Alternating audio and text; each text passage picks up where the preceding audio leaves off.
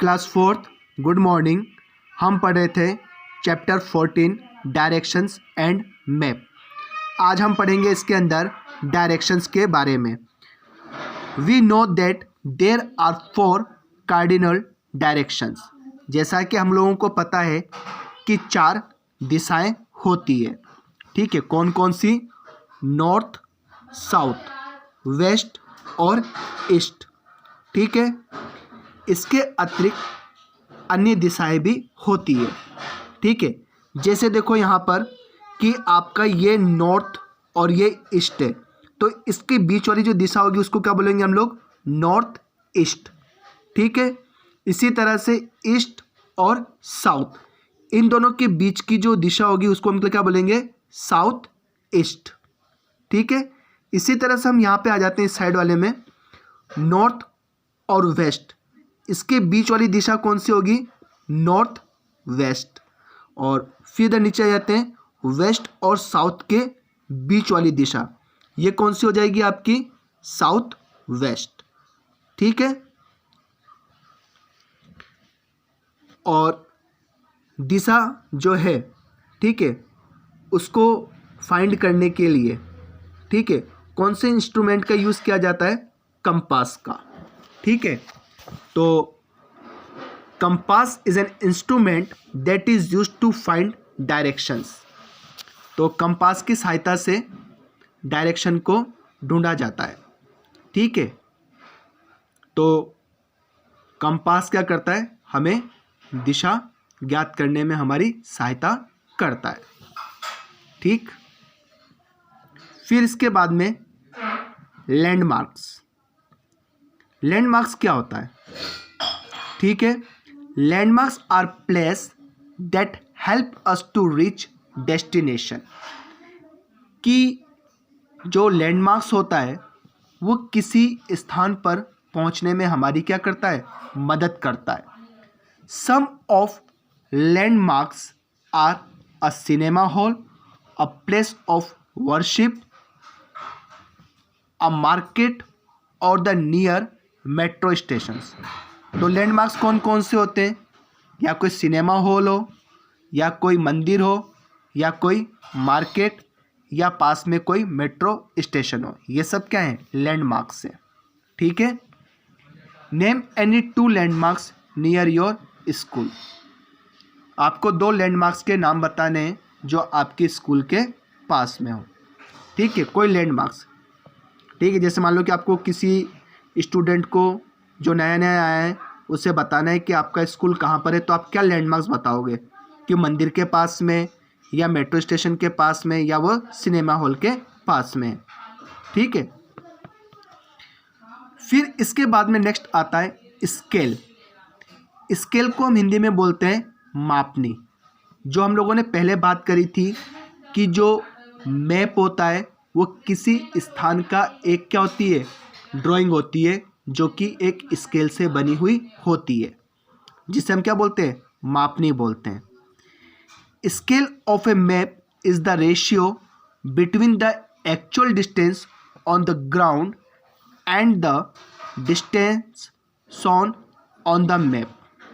इसका मतलब है कि किसी मानचित्र पर 2 स्थानों की दूरी, ठीक है, मानचित्र पर किन्हीं स्थानों के बीच की दूरी और उन्हीं 2 स्थानों की धरातल पर वास्तविक दूरी का जो अनुपात होता है उसे हम क्या बोलते हैं?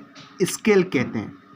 जैसे मान लो कि गुजरात और राजस्थान, मानचित्र पर इनकी जो दूरी है, ठीक है, और धरातल पे जो वास्तविक जो दूरी है, उनका जो बीच का जो अनुपात होता है उसे हम क्या बोलते हैं? स्केल कहते हैं। अब यहाँ एक एग्जांपल दे रखा है। मान लो कि कोई 2 स्थान है, ठीक है, उनकी दूरी कितनी है? 400 किलोमीटर। जैसे मान लो कि राजस्थान और गुजरात, इनकी जो दूरी है, वास्तविक दूरी, मान लो कि 400 किलोमीटर है। परंतु 400 किलोमीटर हम मैप में तो नहीं कर सकते हैं ना, क्योंकि मैप तो हमारा छोटा है, कागज़ हमारा छोटा है। तो हम क्या करेंगे कि हम स्केल ले लेंगे। क्या स्केल ले लेंगे? 4 सेंटीमीटर। तो जो 4 सेंटीमीटर जो हम दूरी ले रहे हैं मैप पर, वो क्या दर्शा रहा है आपको कि धरातल पर उसकी दूरी कितनी है, 400 किलोमीटर। तो धरातल पर जो वास्तविक दूरी वो तो 400 किलोमीटर हो गई, परंतु जो कागज पर हमने राजस्थान और गुजरात की जो दूरी हमने करी है, ठीक है, बनाई है, वो कितनी है, 4 सेंटीमीटर। ठीक है, अब हम इसको अनुपात में भी कर सकते हैं, रेशियो में। 1 centimetre is equal to 100 kilometre. इसका मतलब कि मानचित्र पर जिन स्थानों की दूरी 1 सेंटीमीटर है, धरातल पर उसकी दूरी कितनी है, 100 किलोमीटर। ठीक है,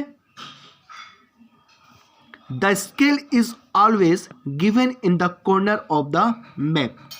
और कभी भी आपको कोई भी मानचित्र देखोगे, मैप देखोगे, उसके कॉर्नर पर, ठीक है, स्केल लिखा हुआ होता है। ठीक है, 1:50,000। ठीक है, इसका मतलब कि 1 सेंटीमीटर मानचित्र पर दूरी और 50,000 जो सेंटीमीटर है वो कितना हो गया, धरातल पर दूरी। ठीक है, तो इसका मतलब हो जाएगा आपका 1 सेंटीमीटर बराबर आधा किलोमीटर। ठीक है, कहीं कहीं पे लिखा होता है 1 सेंटीमीटर बराबर 1,00,000 सेंटीमीटर। तो 1 सेंटीमीटर तो क्या होगी, मानचित्र की दूरी होगी, और 1,00,000 सेंटीमीटर का मतलब हो गया 1 किलोमीटर। तो 1 किलोमीटर के लिए 1 सेंटीमीटर की दूरी किस पर है, मानचित्र पर। तो इस तरह से स्केल को ज्ञात किया जाता है। ठीक है, देखो यहाँ पर लिखा है कि, इसका मतलब ये होता है कि जो मानचित्र जो होता है उस पर क्या होते हैं कि कुछ सिंबल्स बने हुए होते हैं। ठीक है, और उन सिंबल्स को समझाने के लिए कॉर्नर पर लिखा होता है कि इस सिंबल का मतलब क्या है। ठीक है, तो जब भी आप मैप देखोगे, उस मैप के कॉर्नर पर आपको मैप के अंदर दिए गए जो चिन्ह हैं उसके बारे में बताया जाता है। ठीक है, फिर आता है sketch. A sketch is a rough drying of a place without scale. कि जो स्केच होता है वो एक प्रकार का ऐसा ड्राइंग होता है जिसमें स्केल का यूज़ नहीं किया जाता है। स्केल का मतलब यहाँ पर मापनी से है। ठीक है, जो मैंने बताई थी कि मानचित्र पर किन्हीं 2 स्थानों की दूरी और धरातल पर उन्हीं 2 स्थानों के मध्य की दूरी के अनुपात को हम क्या कहते हैं, मापनी कहते हैं। तो जो स्केच होता है उसमें स्केल का यूज़ नहीं किया जाता है। वो क्या होती है, एक रफ ड्राइंग होती है। जैसे कि आपका कोई दोस्त है नया नया और आपका घर नहीं जानता है, तो आप उसको क्या बताओगे, स्केच बना के बता दोगे कि आप राइट जाओ, फिर लेफ़्ट जाओ, फिर मंदिर आएगा। ठीक है, फिर वहाँ से राइट ले लो, टर्न ले लो, फिर प्लेग्राउंड आएगा। ठीक है, और वहाँ से फिर लेफ़्ट लोगे तो मेरा घर आ जाएगा। तो ये क्या है, स्केच, रफ ड्राइंग बोलते हैं उसको।